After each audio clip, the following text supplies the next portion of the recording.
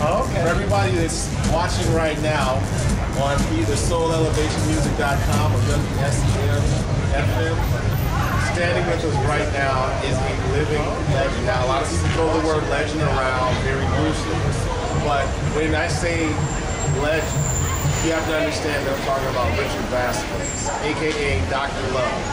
And he's most graciously agreed to give us some time this evening. He just came off of killing a hot set at Aeroball right behind us.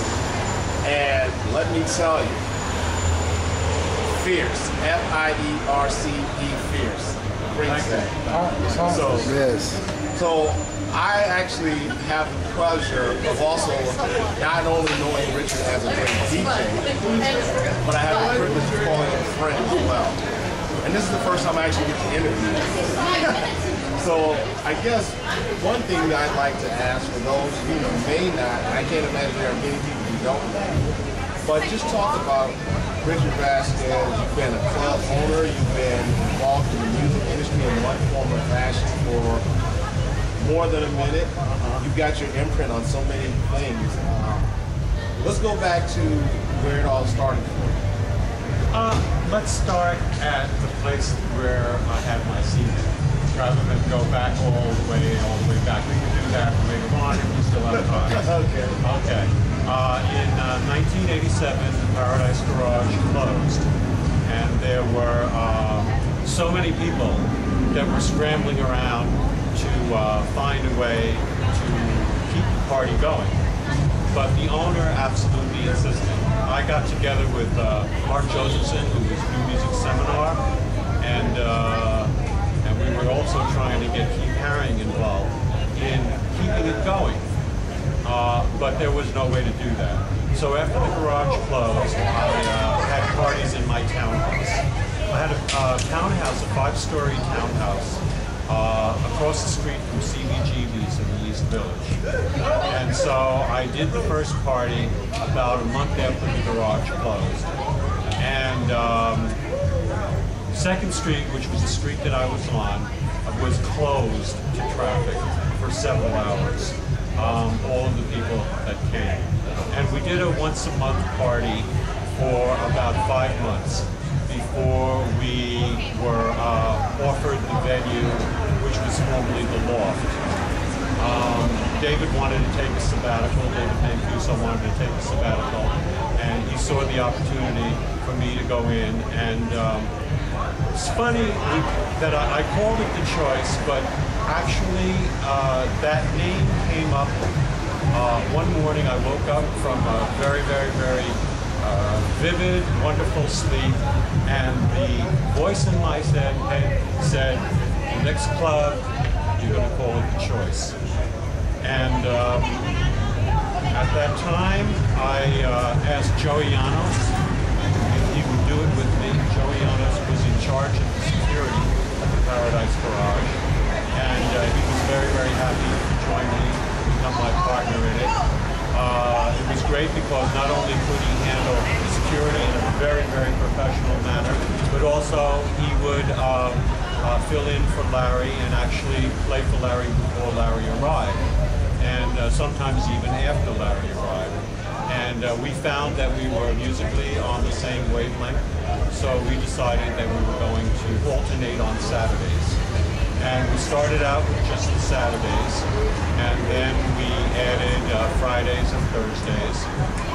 Fridays we had people like David Morales and Frankie Knuckles and DJ Disciple, many, many others. After we were going a couple of months, Larry came, and he would, in the mornings, Saturday or actually Sunday mornings, he indicated to me that he would like to play. And so around 8 or 9 in the morning, Larry would play after my set, usually until around 1 or 2 in the afternoon. Then Larry said he would like Thursdays for his own. So Larry then got a residency there. Larry and I became very, very good friends. He moved into my townhouse and lived on the 2nd floor, which was also the floor that Barry Perry, my doorman, was living in. It became kind of like a dorm above my So that, I don't know if you get too many chances to do something really, really great in life, but I have been saving my pennies for the opportunity. I never thought that I would have the opportunity to do my own club because the politics of it were really, really tight, and the opportunity came, the time was great, and it's definitely the greatest thing that I got to do in my life. Well, there's a saying that when you do what you love, it's not really work. Although I do know from having been a club owner myself, all of the rigmarole and the headaches and the sleepless nights and the long days that go along with it. But you said something very interesting. You talked about the politics of the nightclub industry, of this industry in the entertainment period. Yes. Compare the politics then to the politics, for example, that exists now. We're here in South Beach, and one of the things that I've said to you before is that I sometimes get concerned because a lot of politics infiltrate the music scene. How do you navigate through that? How do you deal with that? The politics that I'm talking about in the 80s were much, much worse than today. You would never get, I don't know, before I became the owner of The Choice, I don't know of any clubs that were owned by a DJ or just a regular person. It was very, very